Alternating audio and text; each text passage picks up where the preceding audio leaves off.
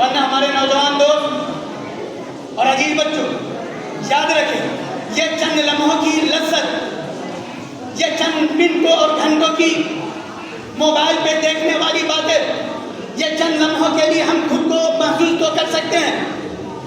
خود کو سکون تو محسوس کر سکتے ہیں، لیکن یاد رکھیں اگر آپ کا زیادہ تر وقت ان موبائل کے پیچھے جا رہا ہے تو یاد رکھیں جب آپ گھریلو ذمہ داری سے، پڑھائی کی زندگی سے جب آپ باہر نکلیں گے، جب عوامی پلیٹ فارم پہ جائیں گے، جب پبلک پیلس پہ جائیں گے، جب بات آئے گی آپ کے کام کرنے کی، جب بات آئے گی آپ کو میدان میں اترنے کی، تو آپ کو یاد آئے گا کہ آپ نے اپنی محنت موبائل کے پیچھے کیا ہے۔ اس وقت آپ کو کچھ بھی ہاتھ آنے والا نہیں ہے، اس وقت آپ در در کی ٹھوکریں کھائیں گے، آپ ڈگریاں بھی لے لیں گے، آپ کے اندر قابلیت نہیں ہے تو یاد رکھیں ایک چھوٹی سی جگہ کے لیے 100 کی کہیں پہ 100 لوگوں کی ضرورت ہے، 100 لوگوں کے لیے وہاں پہ لوگوں کی تعداد 1,00,000 کی ضرورت ہے۔ وہاں پہ آپ اپنی قابلیت کتنا منوا سکتے ہیں وہاں پہ آپ کو اندازہ ہوگا۔ ہر جگہ پہ لوگوں کی ایک بھیڑ جمی ہوئی ہے، ان تمام لوگوں کے بیچ آپ اپنی قابلیت کو کتنا اجاگر کرتے ہیں۔ یہ موبائل کچھ بھی نہیں، یاد رکھیں یہ موبائل کے اندر چند گھنٹوں کے بعد، چند ماہ اور سال بتانے کے بعد ایک دن خود بخود اگر آپ برباد ہو گئے تو پوری زندگی آپ روتے رہیں گے، پچھتاتے رہیں گے۔ بچپنے کے بعد جب آپ جوانی میں تشریف رکھیں گے، جوانی کی دہلیز پہ قدم رکھیں گے تو پوری زندگی آپ پچھتاتے رہ جائیں گے کہ کاش میں اپنے بچپن میں تعلیم کے ابتدائی مراحل میں تعلیم کے اوپر محنت کیا ہوگا۔ یہ ہمارے نوجوانوں کے لیے تھا۔ اتنا ہی نہیں، ہمارے والدین کی ایک بہت بڑی ذمہ داری بنتی ہے، وہ اپنے گھر کے اندر ہماری ماں اور بہنیں ہیں، ہماری بہو اور بیٹیاں ہیں، ہماری غیر شادی شدہ جو بیٹیاں ہیں، ہم اپنی غیر شادی شدہ بیٹیوں کو موبائل دے کر کے چھوڑ دیتے ہیں۔ ذرا اندازہ لگائیں، ضرورت اگر موبائل کی ہے تو ان بچی کے ماں کو آپ موبائل دیں۔ اگر غیر شادی شدہ لڑکیوں کو آپ موبائل دے رہے ہیں تو گویا کہ آپ اپنی بیٹی کی بربادی کا، آپ اپنی بیٹی کی بے روی کا، آپ اپنی بیٹی کی بے پردگی کا، آپ خود ان کو چھوٹ دے رہے ہیں، ان کو خود بہکاوے میں ان کی مدد کر رہے ہیں، آپ ان کو خود اپنے دین سے دور کر رہے ہیں۔ آج ہماری ماں بہن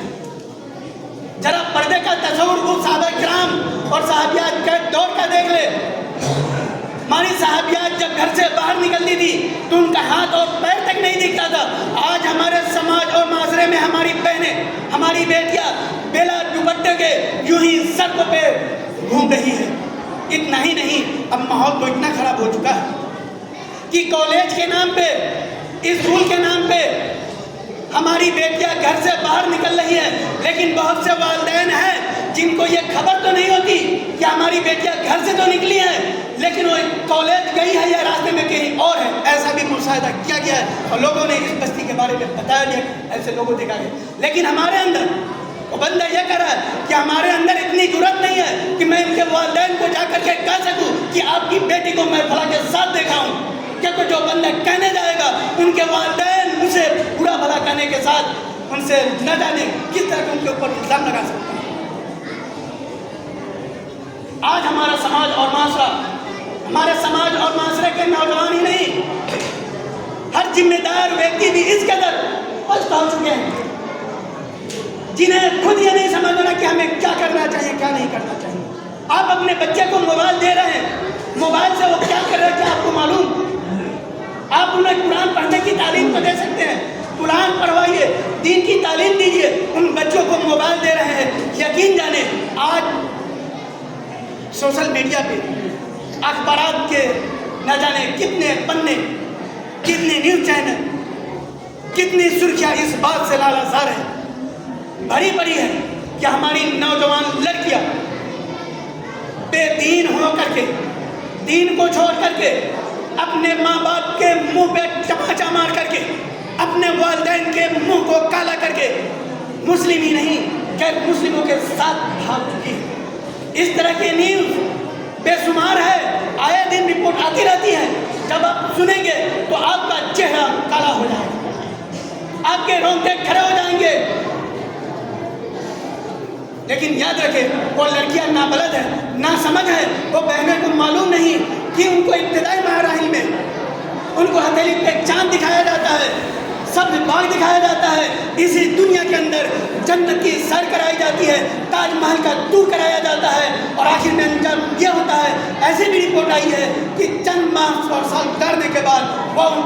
غیر مسلم لڑکا، اکثر تو ایسا ہی ہوتا ہے، یا تو اسے بیچ دیا جاتا ہے، یا کسی دلدل اور کھائی ملا کر چھوڑ دیا جاتا ہے، یا ان کا مرڈر اور ہتیا کر کے کہیں دور پھینک دیا جاتا ہے۔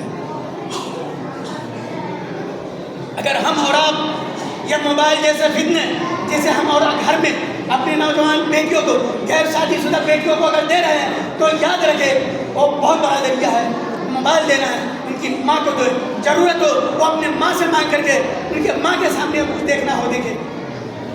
آج بے شمار برائیاں کو جنم دے رہی ہے ان موبائل کے فتنے کو۔ یہ اوروں کی بات نہیں، ہم مسلمانوں کی بات ہے، ہمارے سماج اور معاشرے کی بات ہے، ہم بستی والوں کی بات ہے۔ ہماری ماں اور بہنیں بلا ضرورت کے بھی اپنے گھروں سے باہر نکلتی ہیں، ہماری لڑکیاں، ہماری بیٹیاں رات میں گھر سے باہر جاتی ہے، لیکن ان کو والدین کو پتہ تک نہیں ہوتا کہ ہماری بیٹیاں گھر سے باہر کہاں گئی۔ مارکیٹ کے نام پہ ہماری بہو بیٹیاں گھر سے باہر بلا کسی اپنے گھر کے مرد کے ساتھ۔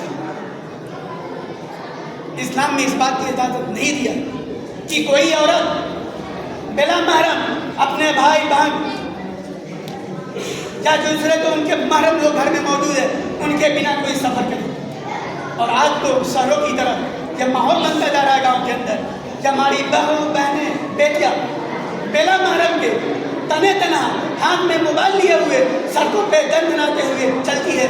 نہ حجاب کا خیال ہے، نہ پردے کا خیال ہے، نہ اسلام کی پاسداری ہے، بس یوں ہی گھر سے باہر جا رہے ہیں، گھر سے جا رہے ہیں۔ یاد رکھیں اگر یہ ہماری یہی حالت رہی تو ایک دن ہماری عزت و ناموس یوں ہی مٹی میں ملتا ہوا چلا جائے گا، ہمارا سماج اور معاشرہ یوں ہی برباد ہوتا جائے گا، اور ہم دن بدن پستی کے شکار ہوتے جائیں گے۔ چنانچہ ضرورت اس بات کی ہے کہ سب سے پہلے ہم خود کو جہنم کی آگ سے بچائیں، خود کو دیندار بنائیں، خود کو دین کی تعلیم سے آراستہ کریں، اپنے نوجوان کو، اپنے بچوں اور بچیوں کو وہ تمام شرعی قانون بتائیں، تمام شرعی حدود بتائیں جن دائروں کے اندر رہ کر کے ہم اسلام کی کاربند ہو سکتے ہیں۔ ورنہ یاد رکھیں ایک دن ہمیں اور آپ کو مرنا ہے، اور مرنے کے بعد ہمیں حساب دینا ہے، اور حساب اور کتاب کے بعد ہمارا ٹھکانہ یا تو جنت ہوگا یا جہنم ہوگا۔ ہم جیسا عمل کریں گے ویسا آخرت میں ہمیں مل کر رہے گا۔ ہم مسلمان ہیں کوئی بات نہیں، اسلام کی بدولت ہم ایک دن جنت میں جائیں گے، لیکن اس دنیا کے اندر ہمارے معاملات لوگوں کے ساتھ اچھا نہیں ہے، تو ہمیں ان معاملات کی بدولت جس طرح سے دوسری قومیں تباہ و برباد ہوئی ہے ان کا ٹھکانہ جہنم ہوا ہے، ہمارا بھی ٹھکانہ آخرت میں جہنم ہوگا۔ آخر میں اللہ تبارک و تعالیٰ سے دعا کہ اللہ تبارک و تعالیٰ ہم تمام مسلمانوں کو جب تک اس دنیا کے اندر زندہ رکھے، دین کے اوپر کاربند رکھے، جب تک ہم دنیا کے اندر زندہ رہے دین پہ عمل کرتے رہے، اللہ تعالیٰ ہم تمام مسلمانوں کو اس دنیا کے اندر دین کی سمجھ عطا فرمائے، ہم تمام مسلمانوں کو اس دنیا کے اندر دین پہ چلنے کی توفیق عطا فرمائے۔